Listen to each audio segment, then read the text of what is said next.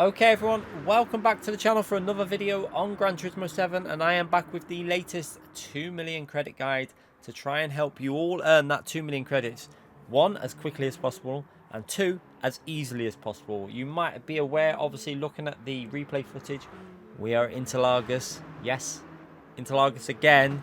Come on PD, we do have some other tracks on this game. Just want to let you know there is other tracks available in Gran Turismo 7, but yes, seems to be they only use a select few. We're also driving the Mercedes Black Edition AMG, a car that I expected to be more enjoyable than it actually was. This is one of the most understeering pigs I've ever driven. I don't know what it is with road cars at the moment, but they're really understeery. I don't know if they've changed something with the physics on them, but yeah, absolutely horrible to drive. But we're going to go and try and show you how to get these 2 million credits as quickly as possible. So go into the online time trial section. From here, you are going to go into the last two. You can see we are going to go into Interlagos. We already have the Ausgas guide on the channel, so if you want that one, go and check that out. But from here, you currently need a 36.4 for gold. That's probably going to go below 36, so I'm predicting about 35.9. It could even go quicker than that, and that'll mean you'll need below a 38, probably a 37, 37.8, something like that for the silver, and under maybe a 42.5 to 6 for the bronze. Now, I did manage to quickly get this lap into the top 10. After getting home from the little one's assembly, I managed to get home, get it into the top 10, and we've got that there for you if you want to chase our ghost. Now, let's go through this guide, and we're going to talk about this extreme downshifting, which I think is broken. So watch what we're going to do.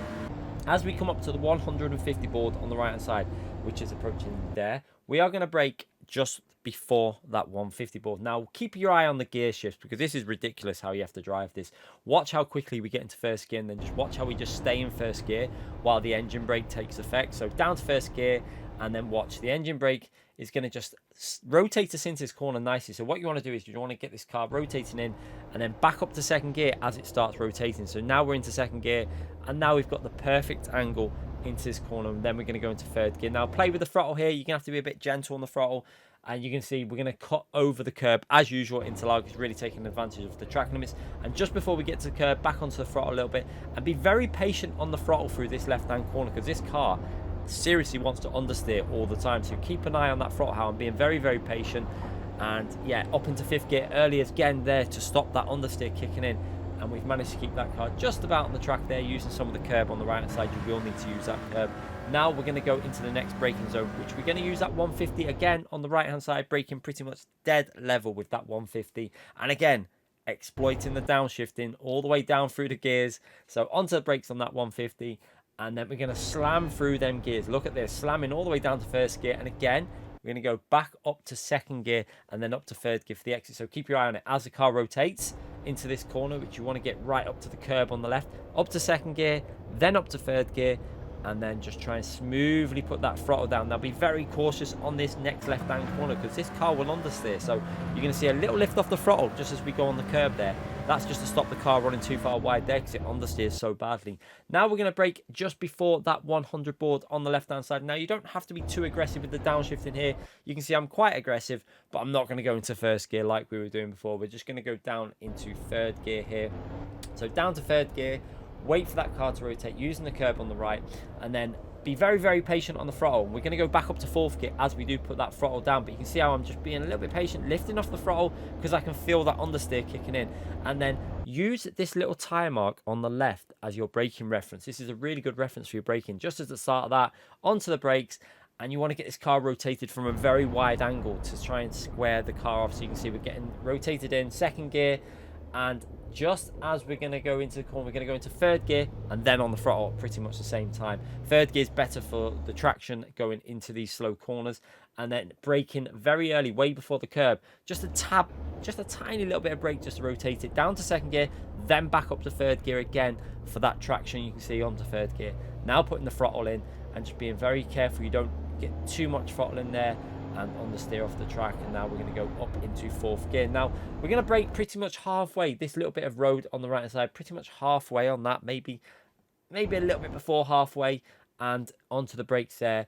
And again, we're going to use the full width of the track if we can. Go into the left hand side, down to second gear, let the car rotate into the corner, And then once we feel it rotating, up into third gear. So just as we're on the apex, maybe could have done that corner a little bit better. Probably lost a tenth or two there with missing the apex, but up into that third gear. And now we're going into this left-hand corner.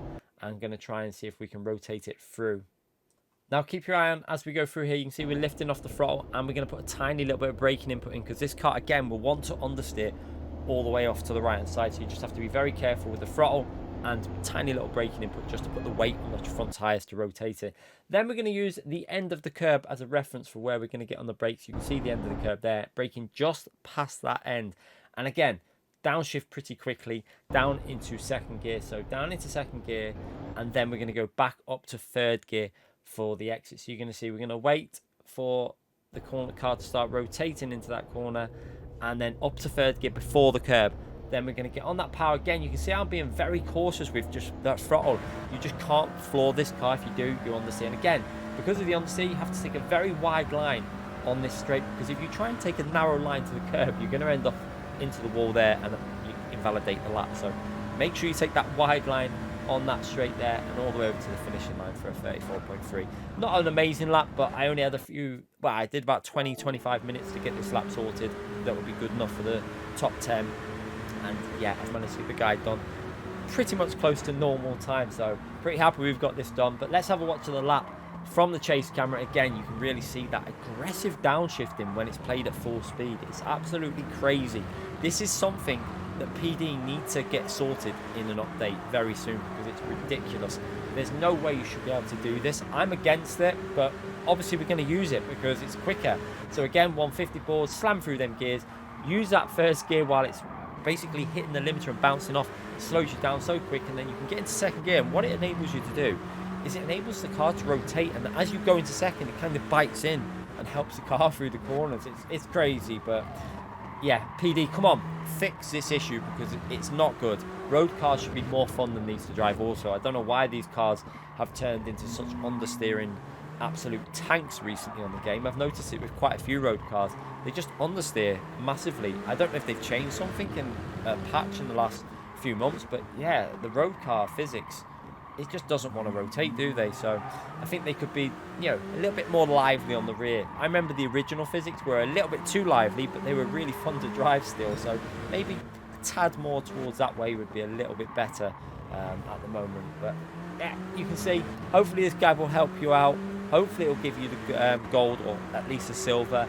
Do remember, hitting that like button, subscribing to the channel is really important to me. Helps the channel grow. We're currently pushing for 60,000 subscribers, so hopefully we can get there. And hopefully PD do a patch to sort these road cars out, because downshifting like that is a little bit daft in my personal opinion. But yeah, that is the guide. Hit the like button, everyone, and I'll see you for more of these videos in the future. Bye, everyone.